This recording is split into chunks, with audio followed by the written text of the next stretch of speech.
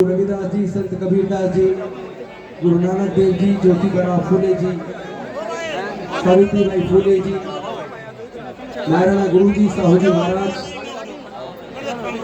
Doctor Baba Saheb Ambedkar ji, माता रमाबाई जी और मान्यवर कांसीराम साहब के चरणों में कोटि कोटि नमन करते हुए आप समस्त साथियों को आदरणीय भिक्षु संघ, सभी संत, सभी को क्रांतिकारी जय भीम नमो बुधाए। साथियों, मैं अपनी बात तब शुरू करूंगा जब आप लोग बात सुनने के लिए तैयार होंगे। आपस में बातचीत करना बंद करेंगे तभी मैं अपनी बात शुरू करूंगा।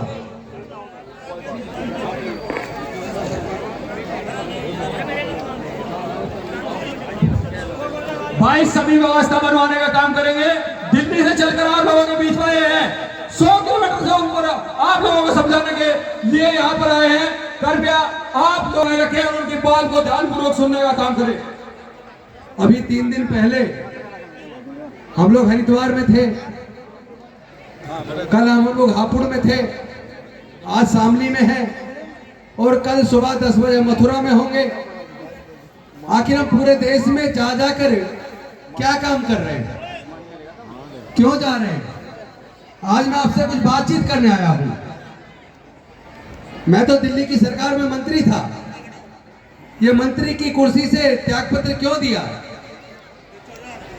अभी मेरे विधायक का कार्यकाल बाकी था, मैंने विधायक के कार्यकाल से भी पहले ही इस्तीफा क्यों दे दिया? वो इसलिए दिया है क्योंकि मैं अपने लोगों को यह समझाने की कोशिश कर रहा हूं कि हमारे पूर्वज,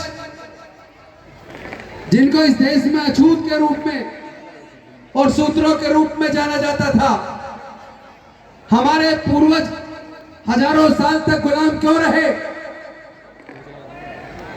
हमारे समाज के लोगों के पढ़ने लिखने पर धार्मिक बंदिश क्यों थी? हमारे लोगों के व्यापार करने पर धार्मिक बंदिश क्यों थी? हमारे लोगों के संपत्ति रखने पर धार्मिक बंदिश क्यों थी? हमारे लोग खेत की जमीन के मालिक क्यों नहीं है? हमारे लोग व्यापारी क्यों नहीं बन पाए? हमारे लोग जमीन जायदाद के मालिक क्यों नहीं बन पाए? हमारे लोग स्कूल कॉलेजों के मालिक क्यों नहीं बन पाए? हमारे लोग कारखानों के, फैक्ट्रियों के मालिक क्यों नहीं बन पाए?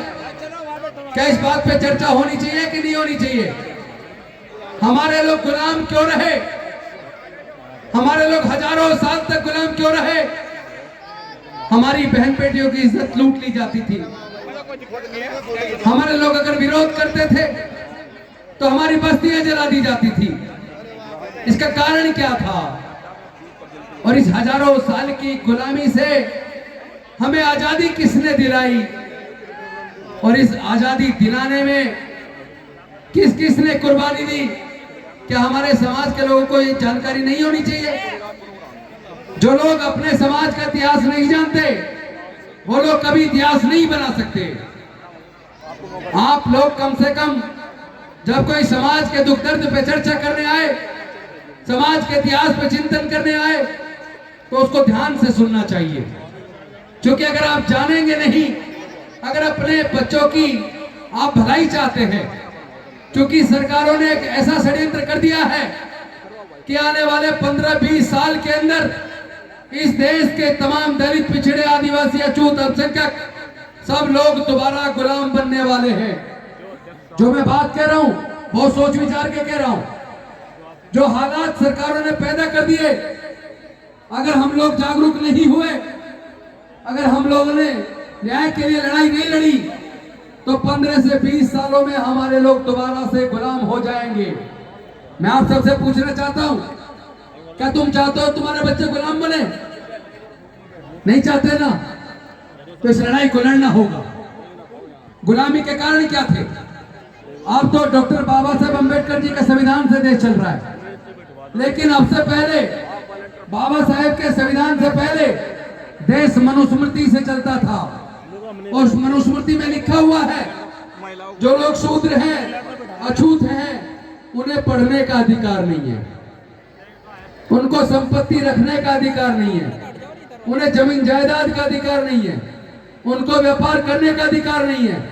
उसी मनुस्मृति रूपी संविधान के चलते हमारे लोग हजारों साल तक पढ़ने लिखने से वंचित रहे, संपत्ति से व्यापार से वंचित रहे। कई हजार साल तक वंचित रहने के बाद हमारे लोग लंबे समय तक गुलाम रहे। लेकिन ऐसे में फूले साहब, ज्योतिबराव फूले जी ने भारत के इतिहास को समझा। उन्होंने किताब लिखी गुलामगिरी। गुलामगिरी में उन्होंने बताया किस तरह हमारे लोग इस देश के मालिक थे, हमारे पूर्वज राजा महाराजा थे, राजा महाबली के वंशज है हम लोग। किस तरह छल कपट से उनकी हत्या करके पूरा राजपाट कब्जाया। उसके बाद धीरे धीरे कैसे हमारे लोगों को गुलाम बनाया, कैसे हमारे लोगों के ज्ञान पर बंदिश लगा दी, पढ़ने पर बंदिश लगा दी। और ऐसे हालात में हजारों साल की गुलामी के बाद ज्योतिबराव फूले जी ने समाज का अध्ययन किया, इतिहास को पढ़ा, और वहां से हमारे समाज के आंदोलन की शुरुआत होती है। और उनके बाद डॉक्टर बाबा साहेब अम्बेडकर, आप सब जानते हैं, उन्होंने भारत का केवल संविधान लिखा, ज्यादातर लोग यही जानते होंगे, लिखा।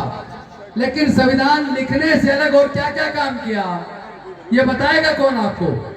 आपको पता है जब वो छोटे से थे स्कूल में किस तरह का प्रताड़ना उन्होंने झेली, वो सारा इतिहास आप सुनते आए होंगे, मैं वो सारा नहीं, लेकिन मैं आपको ये जरूर बताऊंगा कि डॉक्टर बाबा साहेब अम्बेडकर जब अमेरिका से कोलंबिया यूनिवर्सिटी से पढ़कर भारत वापस आए, उससे पहले वहां जाने के लिए, पढ़ाई के लिए पैसा नहीं था, तो सियाजी राव गायकवाड़ ने उनको वजीफा दिया पढ़ने के लिए।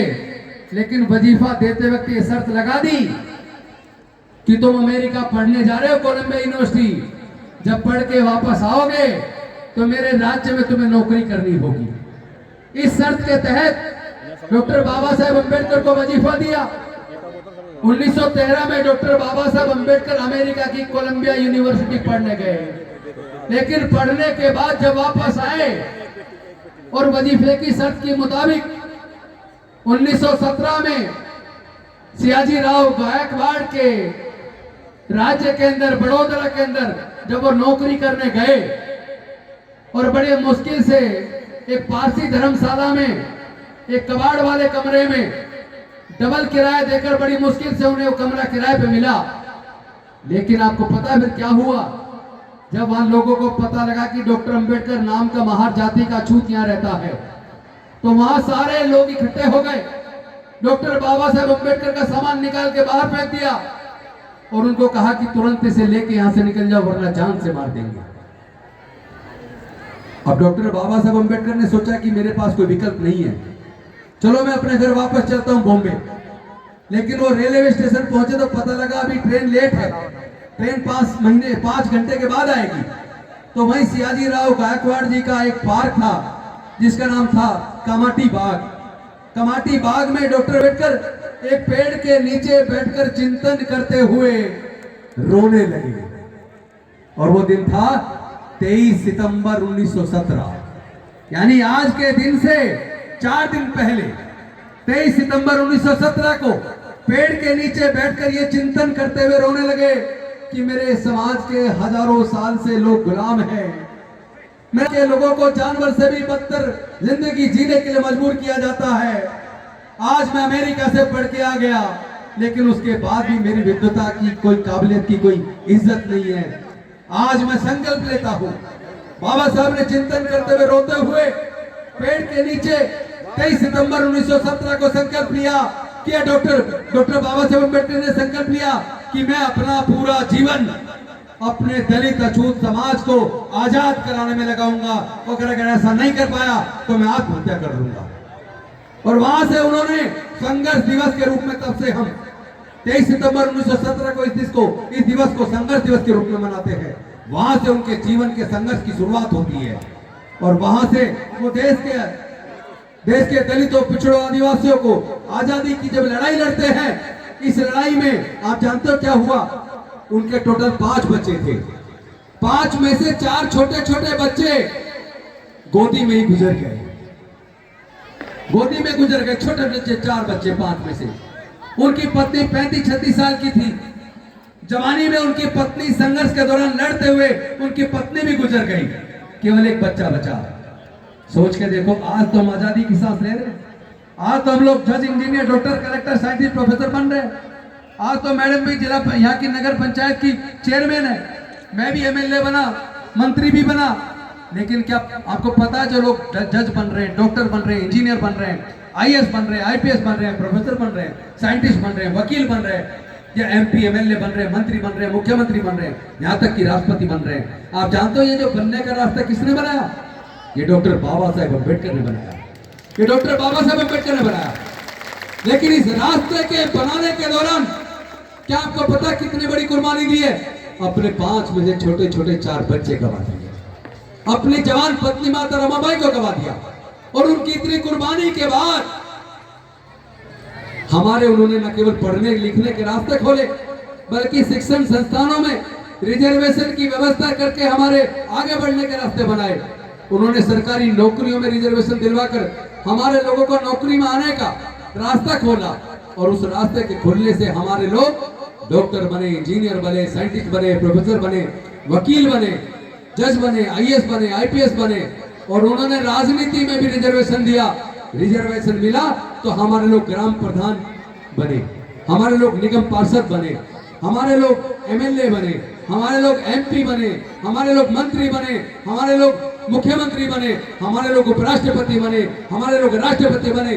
तो ये सारा जो कुछ हमें मिला है, हम जो कुछ भी बन पाए हैं, ये अकेले डॉक्टर बाबा साहब अम्बेडकर की कुर्बानी की वजह से बने, बाबा साहब अम्बेडकर की कुर्बानी की वजह से बने हैं। लेकिन मेरी पीड़ा क्या है? मैंने क्यों मंत्री पद से त्याग पत्र देकर, एमएलए के त्याग पत्र देकर मैं पूरे देश में लेके जम्मू कश्मीर से और केरल तक, उधर आसाम से लेकर गुजरात तक सारे राज्यों में लगातार क्यों जा रहा हूं? क्या कारण है उसका? उसका कारण एक है, मैं इस बात से चिंतित हूं कि सरकारों ने एक इतना बड़ा षड्यंत्र हमारे इन लोगों के साथ कर दिया। हमारे इन भोले भाले लोगों को फिर से गुलाम बनाने का षड्यंत्र कर दिया। क्योंकि जो रास्ता डॉक्टर बाबा साहब अम्बेडकर ने खोला था, सरकारों ने षड्यंत्र के तहत वो रास्ता फिर से बंद कर दिया है। बंद कैसे किया है? क्या आप जानते हैं कैसे बंद किया? उन्होंने क्या किया?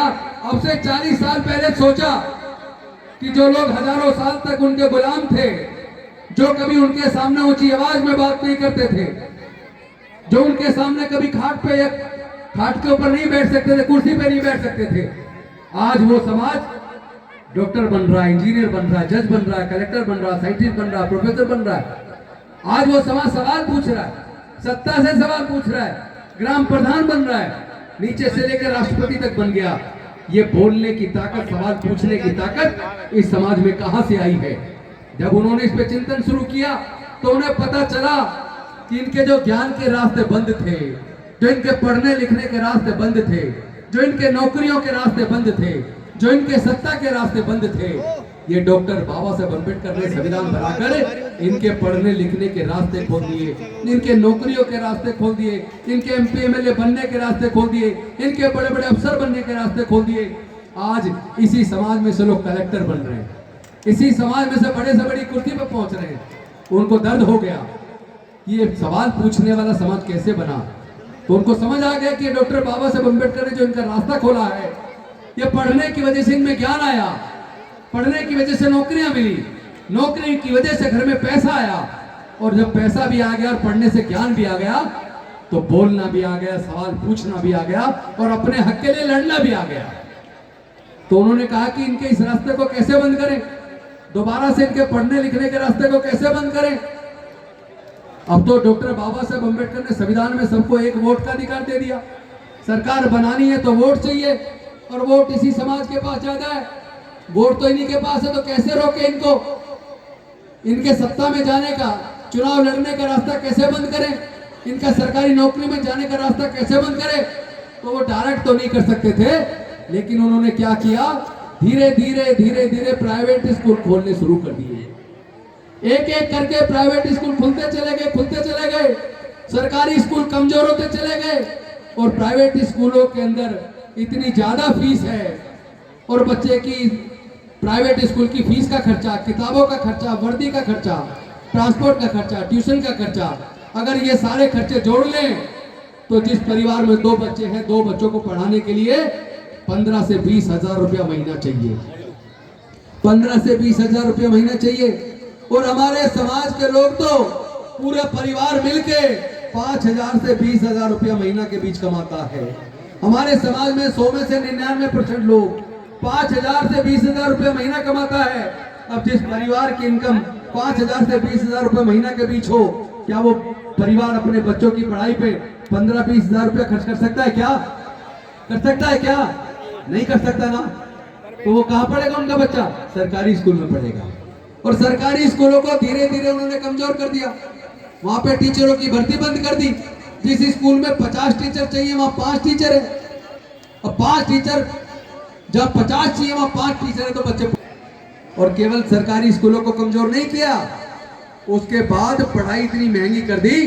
अगर आप अपने बच्चे को इंजीनियर बनाना चाहते हो, डॉक्टर बनाना चाहते हो, जज बनाना चाहते हो, कलेक्टर बनाना चाहते हो, साइंटिस्ट बनाना चाहते हो, प्रोफेसर बनाना चाहते हो, तो पहले तो 12वीं के बाद आगे एडमिशन के लिए उसे एग्जाम देना पड़ेगा। उसके लिए कोचिंग चाहिए।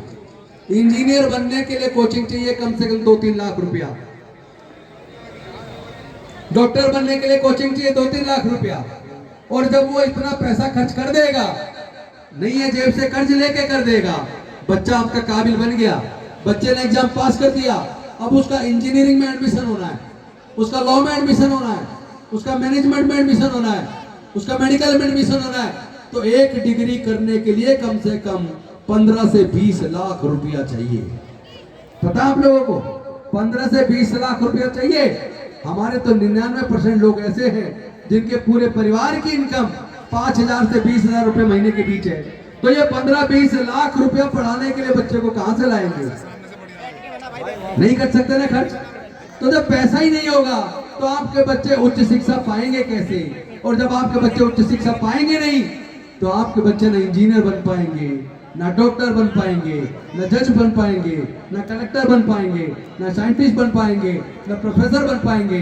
यानी कि आपके बच्चों से शिक्षा, इनडायरेक्ट तरीके से शिक्षा को इतना महंगा कर दिया कि आप अपने आप ही पढ़ाई छोड़ दो। आज आप देख रहे होंगे, पहले आपके गली मोहल्ले में भी काफी लोग सरकारी नौकरी में आ जाया करते थे, लेकिन अब तो उन्होंने क्या किया, जहां जहां ज्यादा नौकरी लगती थी वो सारा संस्थान बेच दिए। ज्यादा नौकरी लगती थी रेलवे में, आधे से ज्यादा रेलवे बेच दिया। ज्यादा नौकरी लगती थी पीएनटी में, पोस्ट एंड टेलीग्राम में, पोस्ट एंड टेलीग्राम खत्म कर दिया। नौकरी लगती थी एमटीएनएल बीएसएनएल में, एमटीएनएल बीएसएनएल बेच दिया। ज्यादा नौकरी लगती थी पेट्रोलियम में, गैस कंपनियों में, वो बेच दिए। ज्यादातर नौकरी लगती थी बैंकों में, इंश्योरेंस कंपनी में, वो बेच दी। यानी धीरे धीरे जहां सरकारी नौकरी में आते थे वो सारी सरकारी संस्थान भारत की सरकारों ने बेच दिए, और जो बिक गया, प्राइवेट हो गया, वहां आपकी नौकरी खत्म हो गई। यहां तक कि जो चपरासी लग जाते थे, केंद्र सरकार ने आउटसोर्स कर दिया, ठेके पे दे दिया। अब ठेकेदार के द्वारा सफाई कर्मचारी की भर्ती, चपरासी की भर्ती, पानी पिलाने वाले की भर्ती अब सरकारी नौकरी नहीं लगती, ठेके पे लगती है प्राइवेट। और ठेकेदार उनका 60% पैसा उन्हें देता है, 40% खा जाता है। अगर उसकी तनख्वाह 12,000 है, 12,000 में से उसको देगा 8,000 और 4,000 खा जाएगा। अब जिसको 8,000 मिल रहे हैं, अब वो 8,000 में अपना घर चलाएगा, या बच्चे को पढ़ाएगा, या बच्चों को दवाई दिलवाएगा। यानी कि आप अगर मेरी बात से सहमत हैं, क्या बच्चे